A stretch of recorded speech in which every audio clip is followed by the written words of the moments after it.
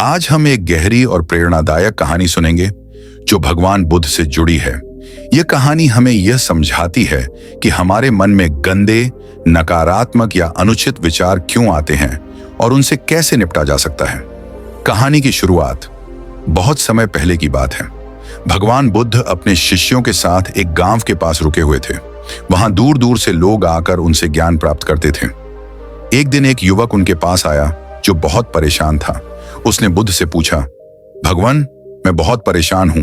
मैं अच्छा इंसान बनना चाहता हूं, लेकिन मेरे मन में बार बार गंदे और गलत विचार आते हैं। मैं इन्हें रोकना चाहता हूं, लेकिन ये फिर भी आते हैं।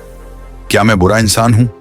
बुद्ध मुस्कुराए और बोले, नहीं पुत्र, तुम बुरे नहीं हो। यह मन की प्रकृति है। आओ, मैं तुम्हें एक कहानी सुनाता हूं। बुद्ध की कहानी, दो कटोरियों की शिक्षा। बुद्ध ने पास रखी दो कटोरियां उठाईं। एक कटोरी में उन्होंने साफ और मीठा जल डाला और दूसरी में गंदा, कीचड़ से भरा पानी। फिर उन्होंने युवक से पूछा, तुम बताओ, इनमें से किस कटोरी का पानी तुम पीना चाहोगे?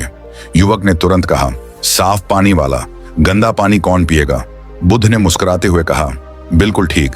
अब जरा सोचो, अगर तुम्हारे पास दोनों कटोरियां हैं और तुम रोज साफ पानी वाली को भरते हो, उसकी देखभाल करते हो, तो क्या धीरे धीरे गंदे पानी वाली कटोरी की जरूरत तुम्हें महसूस होगी?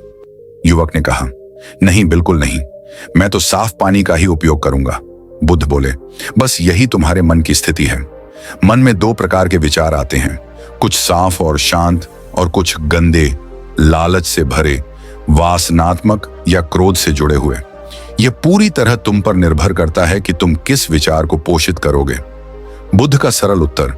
बुद्ध ने आगे समझाया, जब हम गंदे विचारों से लड़ते हैं, उन्हें दबाते हैं, तो वे और उभर कर आते हैं।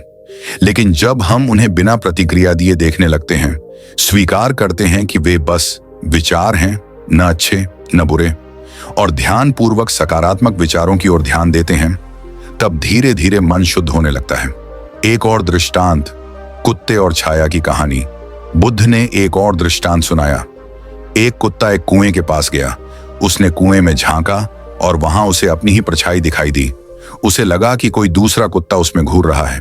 वह गुर्राने लगा, भौंकने लगा, लेकिन उसका प्रतिबिंब भी वैसा ही करता रहा। कुत्ता और उग्र हो गया। अंततः वह कुएं में गिर पड़ा। फिर बुद्ध बोले, हमारा मन भी ऐसा ही है। जब हम गंदे विचारों को देखकर डरते हैं या उनसे लड़ते हैं, तो वे और गहरे हो जाते हैं। लेकिन अगर हम शांत मन से उन्हें केवल देखें, बिना प्रतिक्रिया दिए, तो वे खुद ही चले जाते हैं। अंतिम शिक्षा। बुद्ध ने युवक से कहा, प्यारे बच्चे, ये जान लो कि विचार आना स्वाभाविक है। जैसे आकाश में बादल आते हैं और चले जाते हैं, वैसे ही विचार भी आते हैं। बस तुम अपने चित्त को साफ करते रहो। ध्यान, करुणा और प्रेम के अभ्यास से जो विचार तुम पोषित करोगे, वही तुम्हारा स्वभाव बनेंगे। युवक की आंखों में आंसू थे। उसने हाथ जोड़कर कहा, भगवान, आज मुझे समझ में आया कि मैं अपने विचारों का मालिक हूं और मैं उन्हें दिशा दे सकता हूं। अब मैं डरूंगा नहीं, मैं ध्यान करूंगा और अपने मन को समझूंगा। निष्कर्ष। तो मित्रों, यह बुद्ध की कहानी हमें सिखाती है कि गंदे विचार आना गलत नहीं है, लेकिन उन्हें समझदारी से हैंडल करना जरूरी है। जब हम ध्यानपूर्वक जीवन जीते हैं, अपने विचारों का निरीक्षण करते हैं, तो हमारा मन खुद ब खुद शुद्ध होने लगता है। ध्यान, संयम और जागरूकता, यही उपाय है गंदे विचारों से मुक्ति का।